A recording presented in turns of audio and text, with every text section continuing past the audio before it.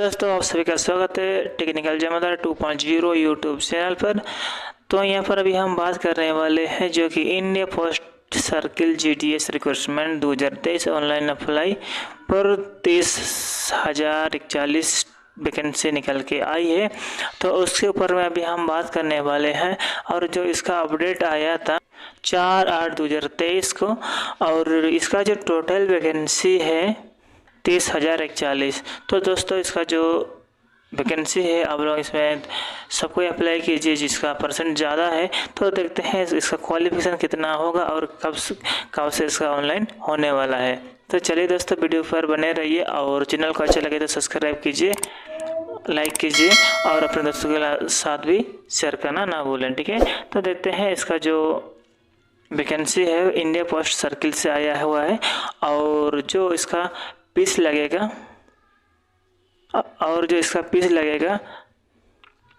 UR OBC EWS candidate के लिए 100 रुपये का फीस लगेगा। SC ST कैंडिडेट के लिए 0 रुपये है, उसका कोई फीस नहीं लगेगा। का जो पेमेंट होगा क्रेडिट कार्ड डेबिट कार्ड के थ्रू इसका पेमेंट कर सकते हैं ऑनलाइन के बाद, ठीक है। इसके बाद नीचे आते हैं, देखते हैं कि इसका जो ऑनलाइन स्टार्टिंग डेट है 3/8/2023 से ऑनलाइन की शुरू हो गया है 3/8/2023 से,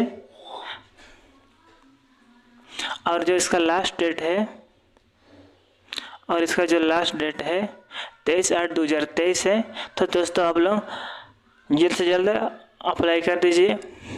अगर आपका 70% से ज़्यादा मार्क्स लाए हैं तो आप ऑनलाइन कर दीजिए, क्योंकि इसका एग्ज़ाम नहीं होने वाला है। बिना एग्ज़ाम का आपका मेरिट में नाम आ जाएगा, क्योंकि 70% से अधिक रहेगा तो आपका मेरिट में नाम आ सकता है और आसानी से जॉब पा सकते हैं, ठीक है दोस्तों।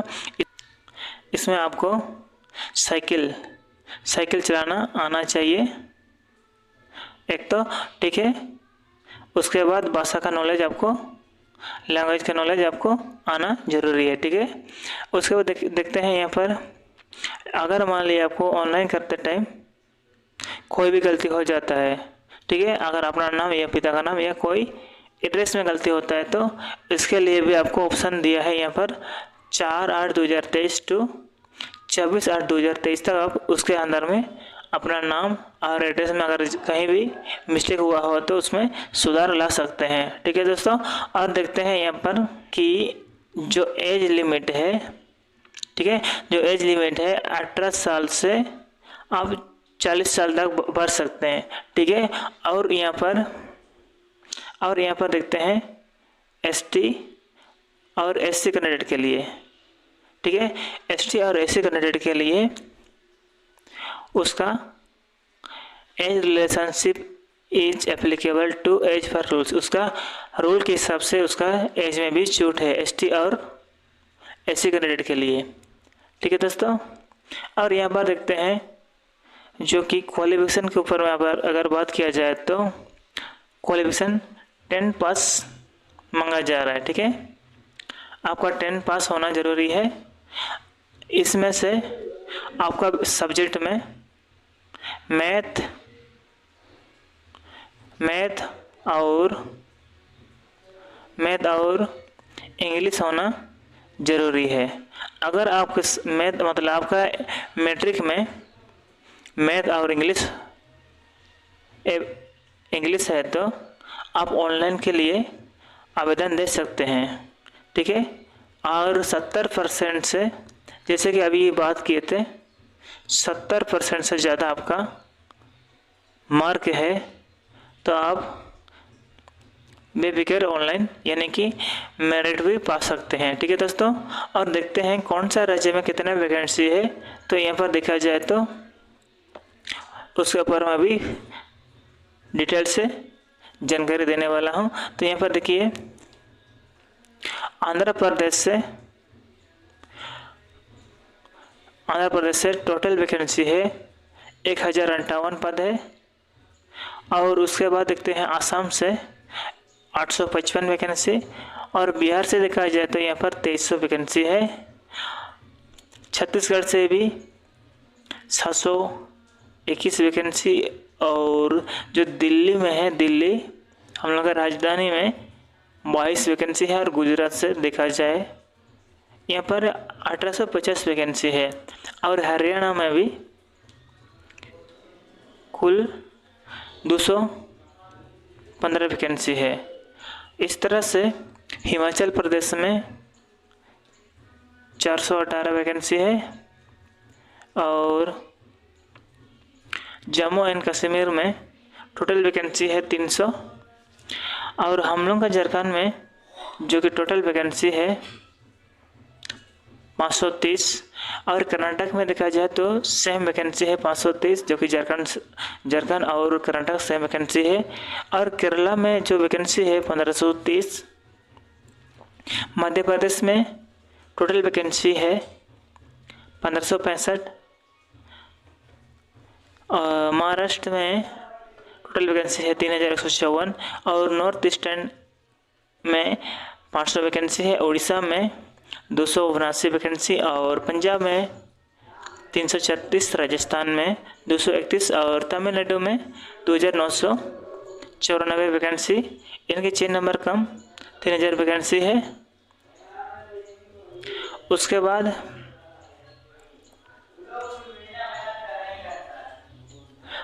देखा जाए तो यहाँ पर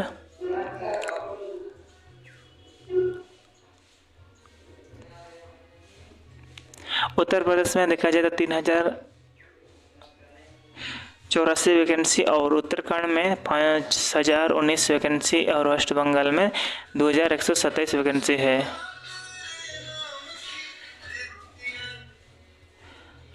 उसके बाद वेस्ट बंगाल में जो वैकेंसी है उसमें देखा जाए तो वेस्ट बंगाल में 2127 वैकेंसी। और तेलंगाना राज्य में टोटल 961 वैकेंसी है। उसके बाद दोस्तों अभी हम बात करने वाले हैं कि कौन सा राज्य से कौन सा भाषा आपको आनी चाहिए, जो कि उस राज्य में भी आप वैकेंसी ऑनलाइन अप्लाई दे सकते हैं। तो चलिए देखते हैं। और यहाँ से देखते हैं कि जो कि सभी राज्य से जो भाषा है, भाषा के हिसाब से भी आप ऑनलाइन अप्लाई दे सकते हैं अगर आपको जानकारी है तो उस भाषा का। जैसे कि यहाँ देखते हैं तो यहाँ पर देखते हैं जो कि आंध्र प्रदेश से देखा जाए तो तेलुगु भाषा आपको आना चाहिए। और असम से असमिया जानना चाहिए। उसके बाद और असम है बंगाला आना जरूरी है। और असम से बोडो। और बिहार से बिहार राज्य से अगर आप अप्लाई करते हैं तो हिंदी लैंग्वेज आपको आनी चाहिए। छत्तीसगढ़ से हिंदी, दिल्ली से हिंदी। और गुजरात से गुजराती भाषा आपको आना चाहिए। उसके बाद यहाँ पर देखा जाए तो हरियाणा से आपको हिंदी भाषा आना जरूरी है। हिमाचल प्रदेश से हिंदी। जम्मू एंड कश्मीर से आपको हिंदी या उर्दू भाषा आपको आनी चाहिए। उसके बाद देखते हैं यहाँ पर झारखंड में भी आपको हिंदी लैंग्वेज आना चाहिए। तब जाके आप झारखंड का वैकेंसी आप ऑनलाइन अप्लाई कर सकते हैं। उसके बाद देखते हैं यहाँ पर कर्नाटक का कन्नड़ा आपको आना जरूरी है। उसके बाद केरला का देखा जाए तो केरला का मलयालम भाषा। और मध्य प्रदेश का हिंदी। और महाराष्ट्र में अगर आप ऑनलाइन अप्लाई कोंकणी या मराठी भाषा आपको आना जरूरी है। उसके बाद देखते हैं